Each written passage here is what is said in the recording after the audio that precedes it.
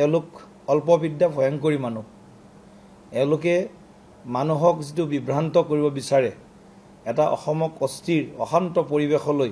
এওঁলোকে লৈ যাব বিচাৰে এই যিটো এওঁলোকৰ চিন্তা এই চিন্তাটোক অসমৰ মানুহ ইতিমধ্যে বৰ্জন কৰিছে বহিষ্কাৰ কৰিছে তাৰ পিছতো মানে ইমানখিনি হোৱাৰ পিছতো এওঁলোকে ৰাইজৰ মনৰ ভাৱটো বুজিবৰ কাৰণে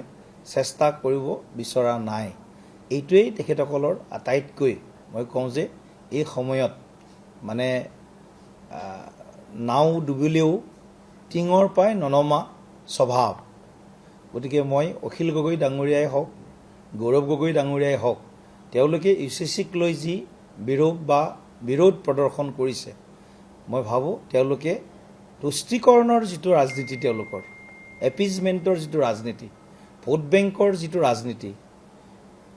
ডিভিচিভ পলিটিক্স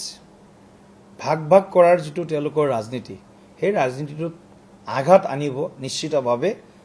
UCCয়ে সেইকাৰণে তেওঁলোকৰ গাত লাগিছে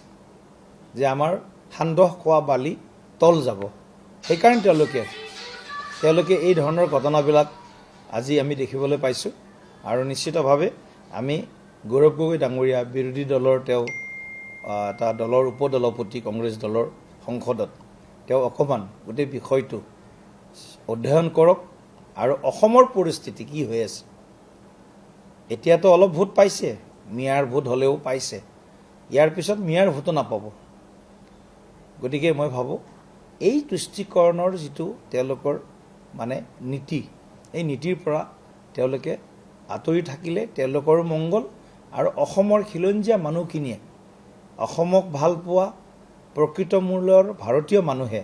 UCCক মনে প্ৰাণে বিচাৰিছে আৰু অসমততো লাগিবই অসমত UCC লাগিব অসম বাচিব লাগিলে অসম সুৰক্ষিত হৈ থাকিব লাগে অসমীয়া সুৰক্ষিত হৈ থাকিব লাগিলে খিলঞ্জীয়া মানুহ সুৰক্ষিত হৈ থাকিব লাগিলে UCC লাগিব গতিকে এই ধৰণৰ অখিল গগৈ ডাঙৰীয়া গৌৰৱ গগৈ ডাঙৰীয়া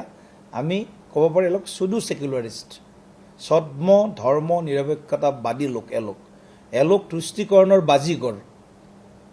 আৰু এওঁলোকে অসমৰ মানুহ